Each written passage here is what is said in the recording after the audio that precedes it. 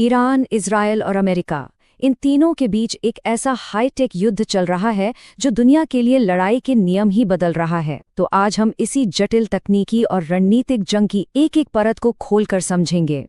तो चलिए इस दिलचस्प संघर्ष को और गहराई से समझते हैं।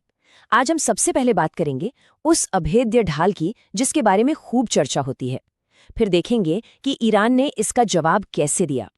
इसके बाद हम पर्दे के पीछे चल रही सियासत को समझेंगे और आखिर में देखेंगे कि इसका पूरी दुनिया पर क्या असर पड़ रहा है। चलिए शुरुआत करते हैं अमेरिका और इजराइल के डिफेंस सिस्टम से। इसे ऐसा कवच माना जाता है जिसे भेदना लगभग नामुमकिन है। पर क्या ये सच में इतना मजबूत है? देखिए, ये लड़ाई टेक्नोलॉजी की है और इसमें पैसा पानी की तरह बहाया जा रहा है। जरा सोचिए, सिर्फ एक लंबी दूरी का रडार सिस्टम, उसकी कीमत है 8,000 करोड़ रुपए। ये रडार 5,000 किलोमीटर दूर से भी मिसाइल का पता लगा सकता है। तो ये सिस्टम काम कैसे करता है? इसके 3 आसान स्टेप्स हैं। पहला, रडार मिसाइल को दूर से ही पकड़ लेता है। दूसरा, कंट्रोल यूनिट तुरंत उसका रास्ता कैलकुलेट करती है। और तीसरा, एक इंटरसेप्टर मिसाइल लॉन्च होती है और उसे हवा में ही खत्म कर देती है। सुनने में तो ये एकदम परफेक्ट लगता है ना? लेकिन ईरान ने इसकी एक बहुत बड़ी कमजोरी पकड़ ली। उन्होंने सोचा, मिसाइलों से क्यों लड़ें? क्यों न सीधे सिस्टम की आंखों पर ही हमला किया जाए। और उन्होंने वही किया। इन अरबों के रडार सिस्टम को ही निशाना बनाकर तबाह कर दिया। सीधी सी बात, आंखें ही फोड़ दो। तो अब सवाल ये उठता है कि ईरान ने इस अरबों डॉलर की टेक्नोलॉजी का जवाब कैसे दिया। चलिए देखते हैं कि उनके तरकश में कौन कौन से तीर हैं। ईरान का जवाब बहुत चालाकी भरा था। उन्होंने महंगे सिस्टम्स का मुकाबला महंगे हथियारों से नहीं, बल्कि सस्ते, स्मार्ट और असरदार हथियारों के एक पूरे जखीरे से किया। उनकी मिसाइलें खास हैं। वो इंटरसेप्टर्स को भी चकमा दे देती हैं।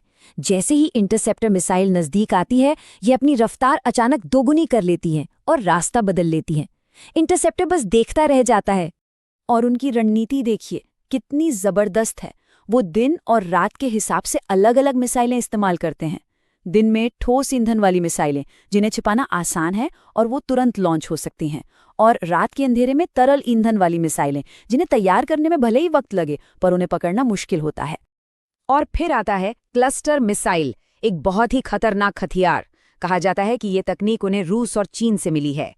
ये एक मिसाइल हवा में जाकर सैकड़ों छोटे छोटे बमों में बट जाती है, जो आम लोगों के लिए सालों तक एक छिपा हुआ खतरा बने रहते हैं। देखिए, ये लड़ाई सिर्फ ईरान और इजराइल तक सीमित नहीं है। ये एक ग्लोबल चेस बोर्ड की तरह है, जहां बड़ी बड़ी महाशक्तियां पर्दे के पीछे से अपनी चालें चल रही हैं। और इस खेल में रूस एक बहुत बड़ा खिलाड़ी है। रूस ने ईरान को सिर्फ अमेरिकी कमांडरों की सटीक लोकेशन दी, बल्कि यूक्रेन युद्ध का अपना सारा ड्रोन डेटा भी शेयर किया। और ड्रोन के बदले में ईरान को क्लस्टर मिसाइल जैसी खतरनाक तकनीक भी दी। अब इस मामले का एक और पहलू है। सूत्रों के मुताबिक अमेरिका अब ईरान को अंदर से कमजोर करने के लिए कुर्द लड़ाकों को हथियार और फंडिंग दे रहा है, ताकि देश के अंदर ही एक नया मोर्चा खुल जाए। इसी विश्लेषण के स्रोत ये भी दावा करते हैं कि इजराइल इस मौजूदा लड़ाई का इस्तेमाल अपने पुराने सपने यानी ग्रेटर इजराइल को पूरा करने के बहाने के तौर पर कर रहा है। और ईरान ने इसका भी एक तोड़ निकाल लिया है। ये एक बहुत ही शानदार रणनीति है। उन्होंने अपनी सेना को 31 आज़ाद टुकड़ियों में बांट दिया है। मतलब अगर उनके टॉप लीडर को खत्म भी कर दिया जाए तो भी ये 31 टुकड़ियां अपने आप लड़ाई जारी रखेंगी। तो अब सवाल ये है कि लड़ाई के इस नए तरीके का पूरी दुनिया पर क्या असर पड़ने वाला है। एक बहुत बड़ा फर्क है हथियारों के प्रोडक्शन में। ईरान हर रोज करीब 500 ड्रोन और मिसाइल बना रहा है, जबकि अमेरिका एक साल में सिर्फ 700 इंटरसेप्टर मिसाइल ही बना पाता है। ये एक ऐसा युद्ध है जिसमें प्रोडक्शन की रफ्तार बहुत मायने रखती है। अब ये लड़ाई एक बहुत ही भयानक मोड़ ले सकती है। ईरान ने धमकी दी है कि वो पानी को साफ करने वाले प्लांट्स पर हमला करके पानी में पारा मिला सकता है। अगर ऐसा हुआ तो मिनी माटा जैसी खतरनाक बीमारी फैल सकती है, जिससे लोगों का शरीर लकवाग्रस्त हो सकता है। तो इस पूरी ग्लोबल शतरंज की बिसात पर भारत जैसे देश के लिए संतुलन साधना बहुत मुश्किल हो गया है। एक तरफ पुराने रिश्ते हैं तो दूसरी तरफ नए जियोपॉलिटिकल दबाव।